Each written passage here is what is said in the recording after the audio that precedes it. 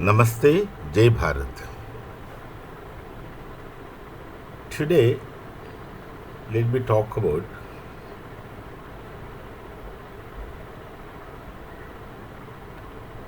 gender studies, feminism, etc.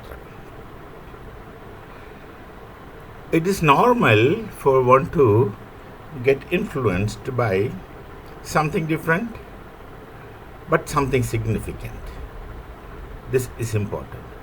It is normal for one to get influenced by things other than what we do or learn or even teach.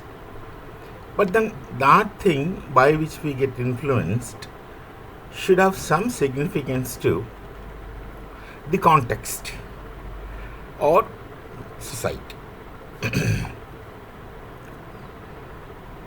Getting influenced is one thing, and copying is quite a different thing. Many times there is this phenomenon of copying things because maybe for quite a few reasons, but primarily for the reason that is being celebrated elsewhere as the in thing or as something very important, without really finding out the contextual significance, whether or not it is applicable or apt or meaningful, etc., in a given other context, yet another context. At times, this amounts to something which is called as category mistake. A category mistake is a concept coined by Gilbert Ryle when he speaks about a concept of mind. He says that a phenomenon from one category cannot be evaluated by criteria and categories pertaining to a different phenomenon. Now, the example which normally people give is a game of football and a game of cricket, and the situation is simple. If you try to evaluate a game of football with the rules and regulations of a game of cricket, then that amounts to category mistake. This because these two things belong to two different categories, and the rules and regulations and norms of one category cannot be applied to something in a different category. Simple. Why I said about this category mistake is that I've seen in Bharat some places at least where people find it very interesting to discuss about gender studies, and many people, I find them giving a lot of emphasis on studies on feminism. Now the fundamental question that I would like to ask is such theories on feminism from abroad, from outside Bharatiya context, significant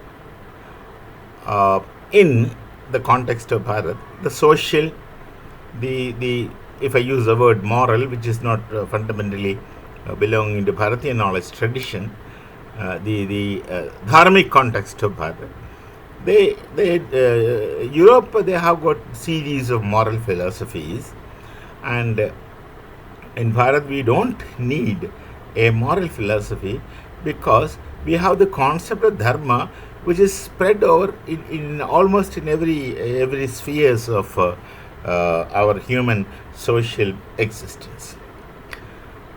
So the European studies on feminism, I've seen some places at least, not all places in Bharat, so some areas I don't want to mention, the gender studies are given a lot of importance.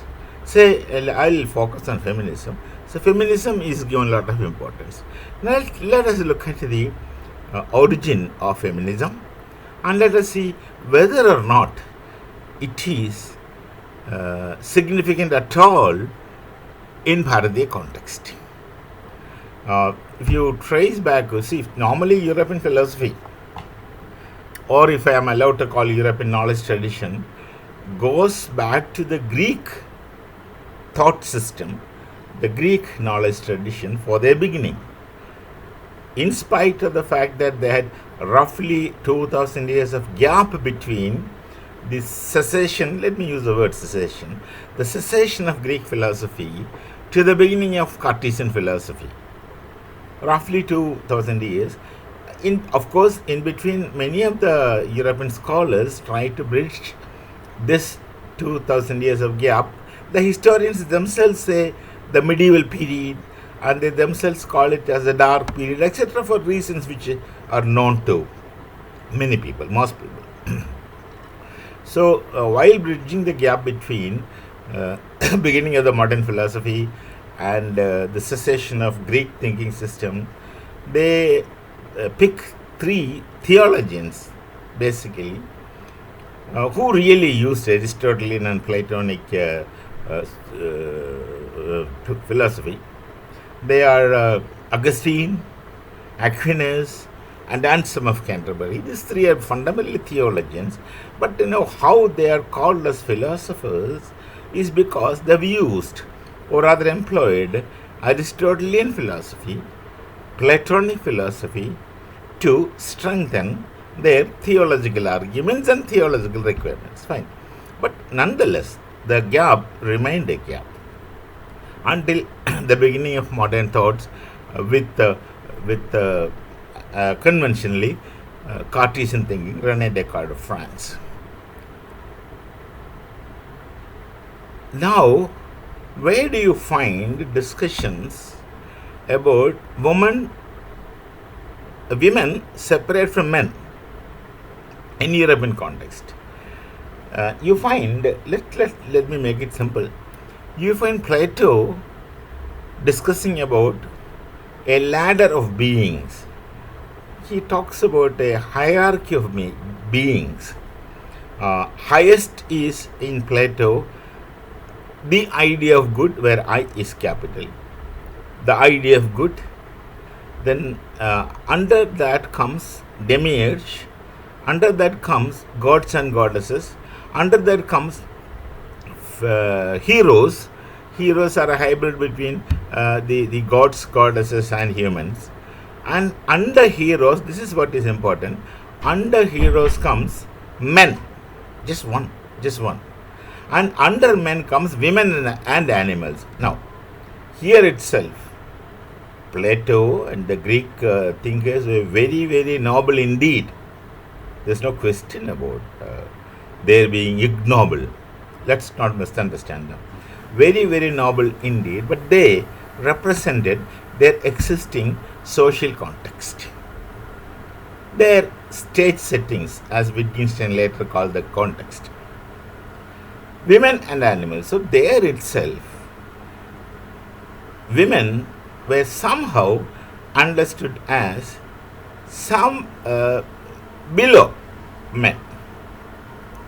Then, of course, you find the entire European system quite patriarchal, and in the Greek democracy itself, women were not allowed to cast their votes.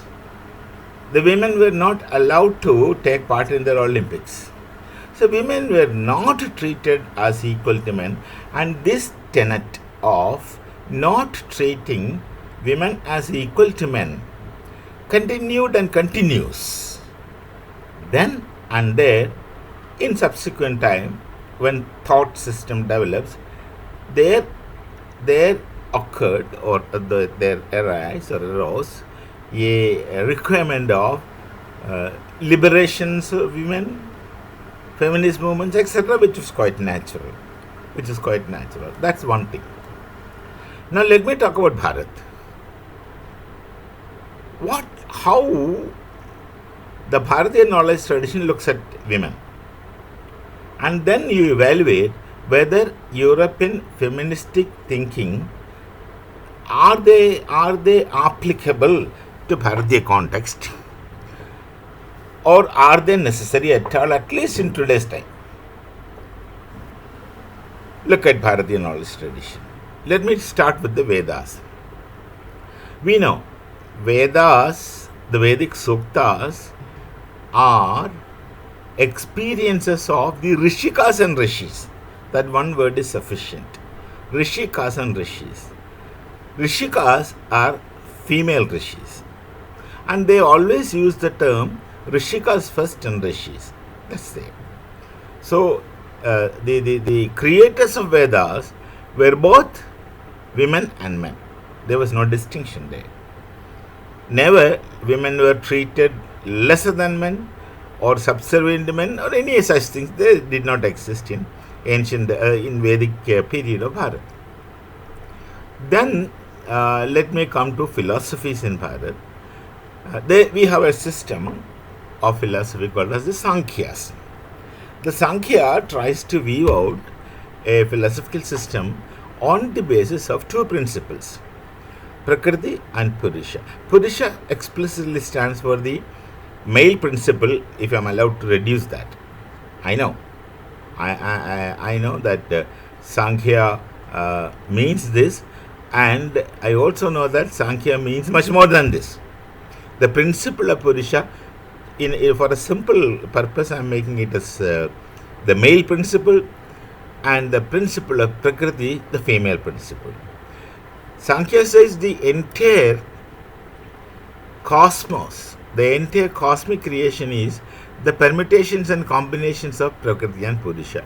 Let me just deviate a bit into two laws in physics. The law of conservation of energy and law of conservation of matter, which says that the total quantum of energy and matter in the cosmos is constant, but they don't have a permanent form. This is important. They don't have any permanent form. They keep changing forms. And whenever they change form, nothing is gained and nothing is lost, be it energy, be it matter. So the two principles, energy and matter. The entire cosmos, whatever you see, is again the permutations and combinations of energy and matter. Now look at Prakriti Purusha concept of the Sankhya philosophy. Purusha, let us understand as energy. Prakriti as matter. Isn't it simple enough that energy matter combination is what we perceive around us in their multiplicity, the unlimited permutations and combinations of matter and energy. Now, this principle of Purusha is understood as Shiva for convenience, and Prakriti Shakti. So Shiva Shakti combinations. Representing Shiva Shakti combinations, we have a concept of Artha Narishwara, which is half man and half woman. Now this is how Bharatiyas look at women. They look at a woman. This is how. It's already equal with their distinct roles in the cosmos itself. Another thing interesting, which one should be conscious about.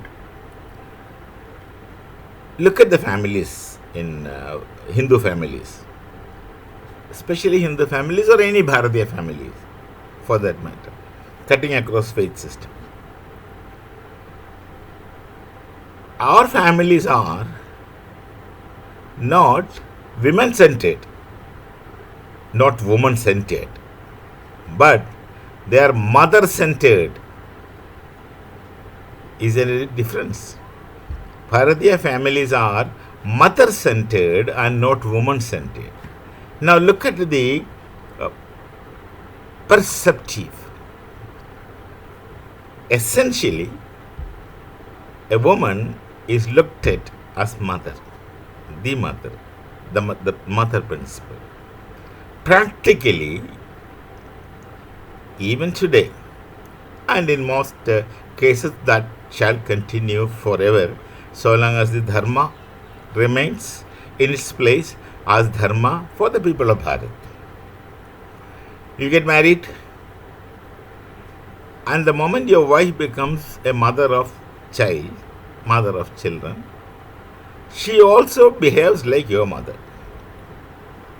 The motherhood is so important to Bharatiya knowledge tradition. You look at our houses.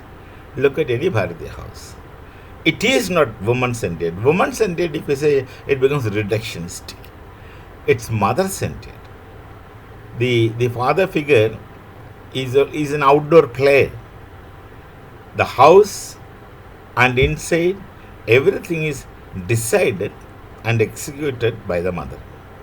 So this is the status of woman in Bharatiya knowledge tradition. Basically, it is the Rishika concept, and then it is a Shiva Shakti concept. It is the Ardhanarishwara concept, half man, half woman. We have temples. We have temples in our nation, half woman, half man. For the common people's understanding, the half woman, half man is perceived as half Shakti, that is Devi, that is Mother, that is Parvati, and half Shiva, Shankar Bhagavan. He is also Nataraja, he is also the cosmic dancer, etc. When you translate into English. So, do you really think a European feminist theory can take roots in Bharatiya knowledge tradition and Bharatiya society? Does it not become anachronism? Is it not the case that someone who takes feminism very serious, being a Bharatiya, living in Bharatiya society, living in Bharatiya Sanskriti, are they not committing some kind of anachronism? Just think about it. It's only a matter of thought. It's only food for thought. So, but then we see people doing a lot of feministic activities, feminist writings, and things like etc. There is also one unpleasantness about making such distinctions. Then this divides our society. The Rig Veda, in its last sukta, is asking us to be together. Together you stand. Be united. And that is the basis of the unity of Bharat as a Rashtra. We conceive our nation as a Rashtra, not merely nation. Rashtra is a much wider and richer concept than what nation is normally understood in English language. So,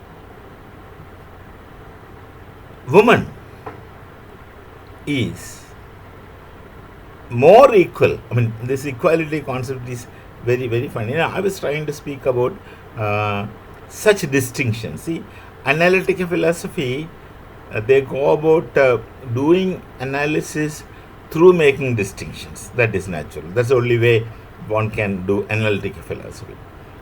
That's fine. But if you make distinctions for the sake of distinctions, I'll maintain that one should be careful that such distinctions made should not lead one to separatism. Woman-man distinction should not lead to separatism and chaos in society, whereas we are supposed to be champions of coexistence. The Vedopanishadic epistemology of coexistence.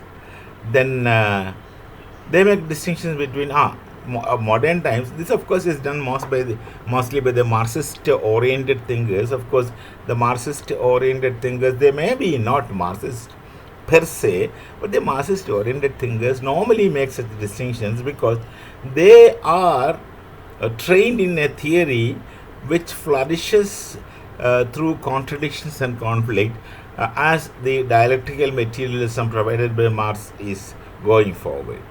Only up to the period of revolution, some other time I'll speak about it. Beyond revolution, the progress of dialectics changes. So, making distinction, for example, say the Dalit writings. The moment you focus on Dalit writings, then they are juxtaposing non-Dalit. And the moment you focus on feminism, inadvertently there occurs a kind of juxtaposition, making that man something different from woman, and that the feeling goes into the young minds that men are trying to be superior, women has to resist it. But this is really not the case in Bharatiya context. We are fundamentally coexisting. We are fundamentally coexisting. That is a very principle. So, feminism per se, is it really necessary in Bharatiya knowledge tradition? One has to think about it. One has to be serious about it. One has to be contemplating about it. I am not against any study for academic purpose for the sake of knowing, but for the sake of knowing. But let's not get too much into it. Let's not get too much involved in it. I come across many people who are just doing feministic studies only, thinking that that is the in thing. This is a misunderstanding. Many people think that that is really the in thing. That's most modern thing. That's what the world is doing. No, let the world do anything. You see whether it is applicable to you or not. You remain as what you are, and you can change when you want if it is suitable to you. Why, if that perception one cannot create and maintain, then what's the point of getting lettered, bringing knowledge? It's not really knowledge, bringing information. So one has to think about it. I'm just giving food for thought, and let's meet again with some other topic to discuss. Namaste, Jai Bharat, Jai Sri Ram.